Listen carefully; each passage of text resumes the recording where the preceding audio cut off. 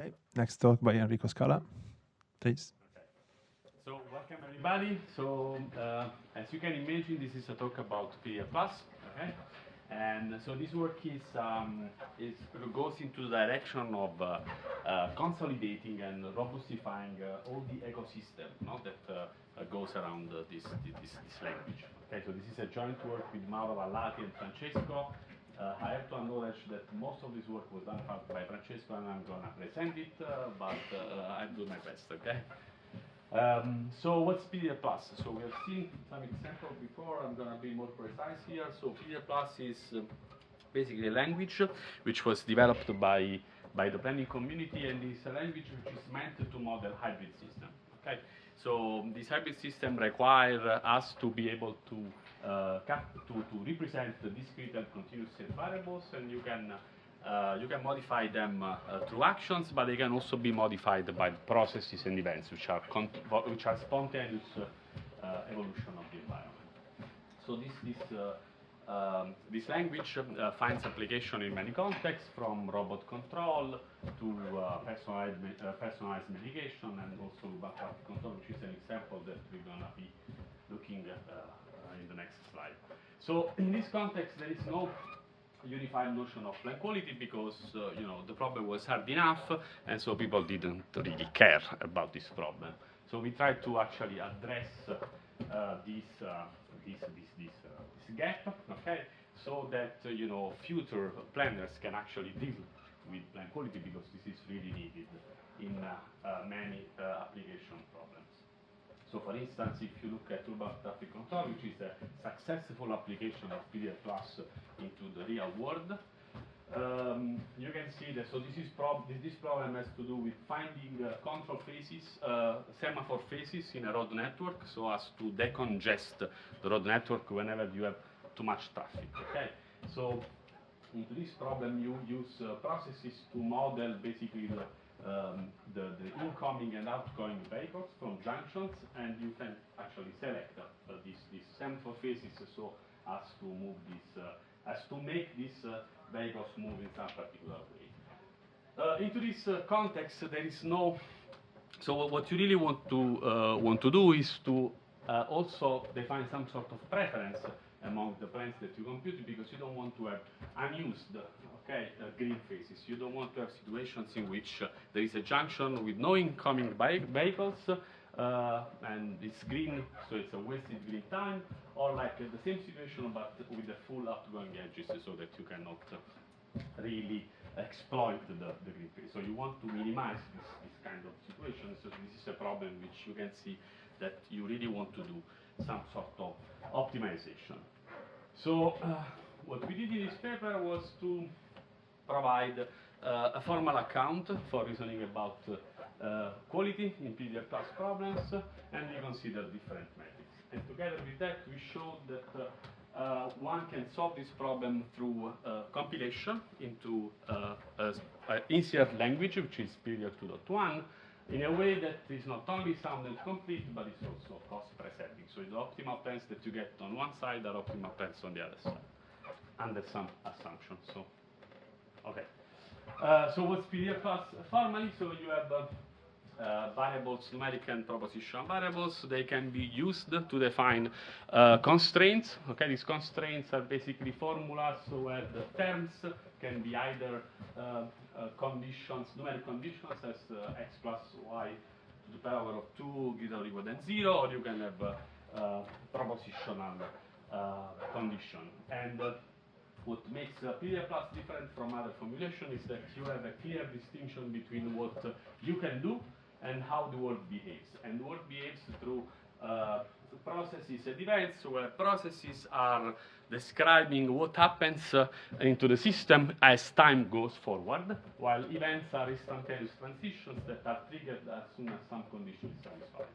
Actions are the same as in other planning formulation. Here, all these three elements can use constraints from this language that we have, and can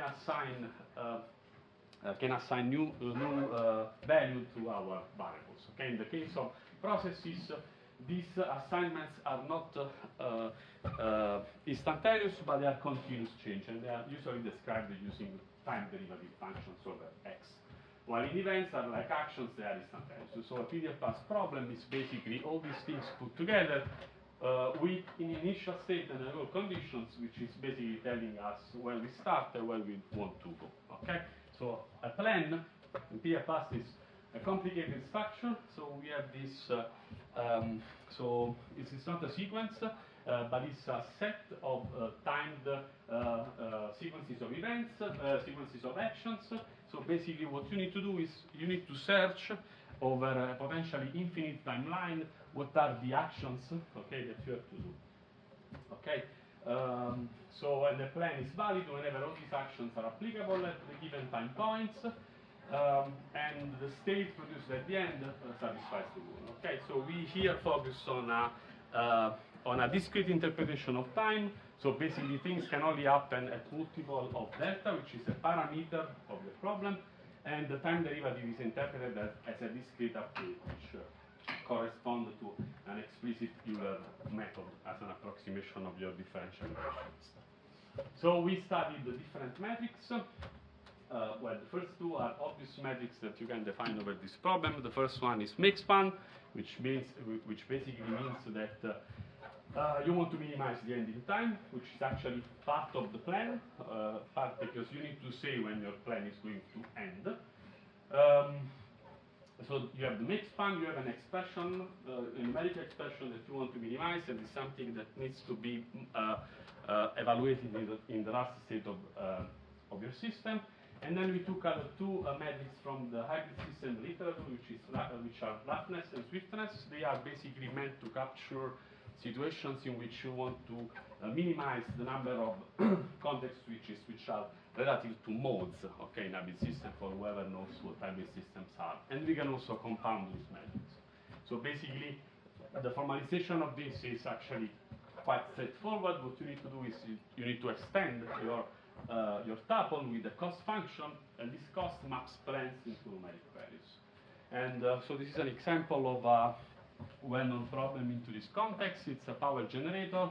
You can model this problem into PDDL plus by using processes which are describing basically how the fuel is consumed by the power generator. And what you want to do here is that you want to keep the power generator running for some given amount of time. And you can decide to turn it on, turn it off using actions. And the way this is, the fuel is consumed and time passes is described through processes.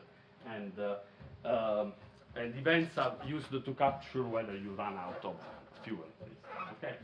So this is a plan you can get for this problem. Here you start. You can also refill this power generator using two tanks in this instance. Here you can see a plan where basically you start refilling, then you start the power generator, and in the same time you also start the second refilling. And this plan is going to be 1010 units of time long.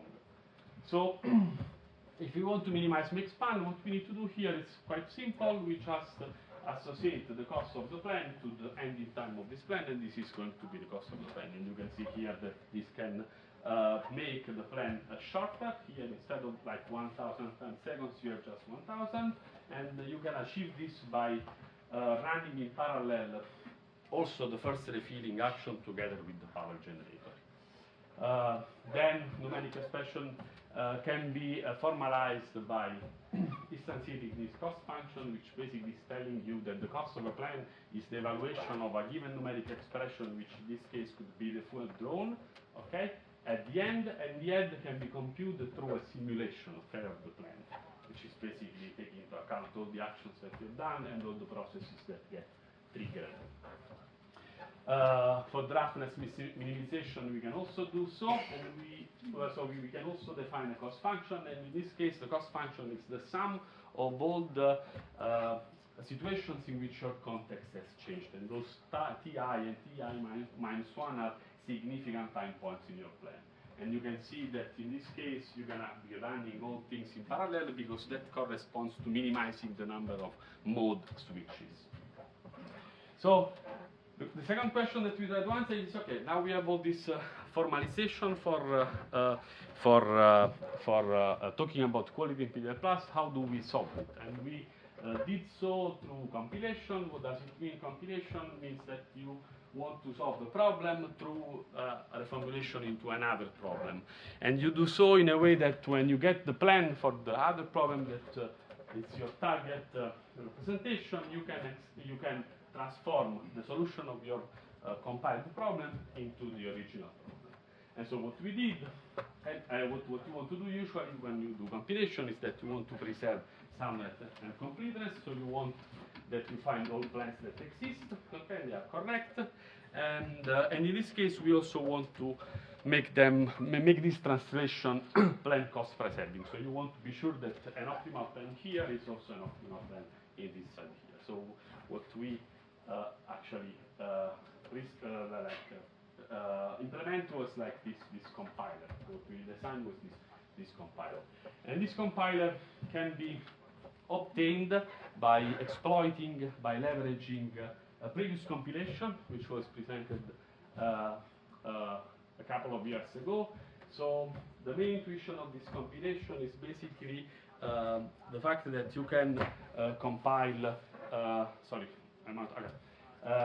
you can compile all the processes that you have in your problem in a number of actions, and each action represents a particular combination of these processes.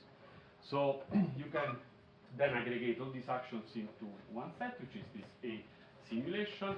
You do a similar thing with the event, and what you ask the planner is to find this numeric planner that is able to solve this problem. You ask to find a plan, and in this plan you can basically alternate between actions that are the actions of your domain and a simulation.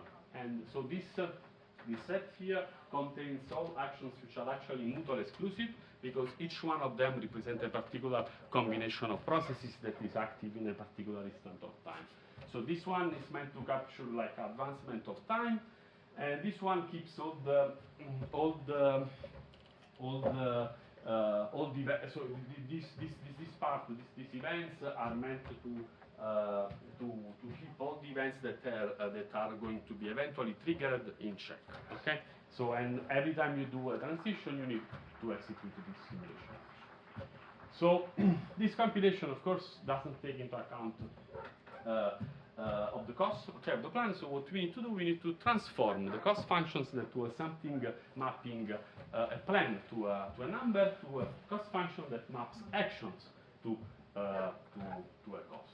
And actually this is quite easy, because you can basically minimize mixed span by just assigning 0 to all the actions but those which are which belong to the simulation actions, and those actions cost delta, because delta is your parameter, is your waiting time, and you want to minimize that.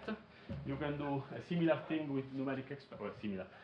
You can do something similar with the other minimize expression objective function. In this case, you can basically construct a cost function for each action in your domain by looking at the net effect of your, well, for the actions it's direct, for the processes and events you need to look at the net effect of those events, and you can do that symbolically.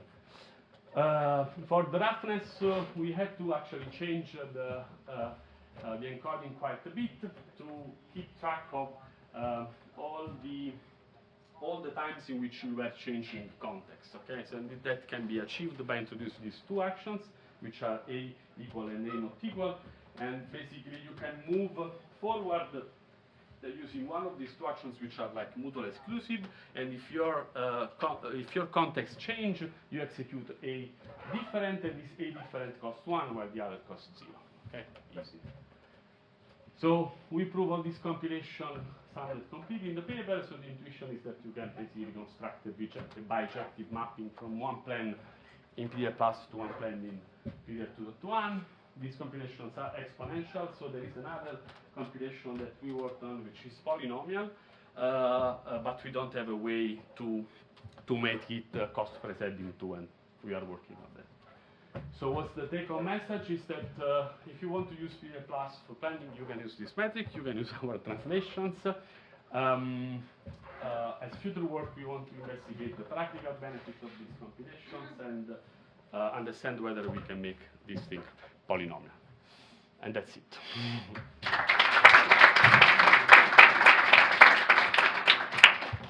you, Enrico. Other questions?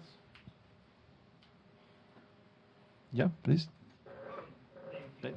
Dave. So there are these various other planners that work with PDDL Plus directly. Yeah.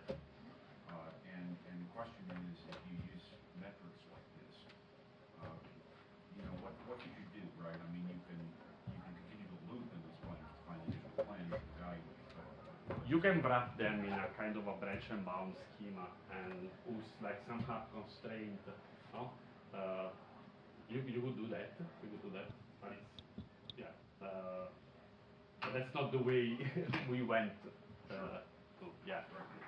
so is doing this compilation back down to PDDL 2.1 so much faster that they couldn't? We don't know. We don't know because we didn't. We don't have an experimental evaluation on that. So. So the thing is that it's not clear how to implement that directly into a PDDL Plus planner. So yeah, maybe like maybe so some PDDL Plus planner somehow does some sort of compilation into numeric planning. So there is this branching between weighting and actions.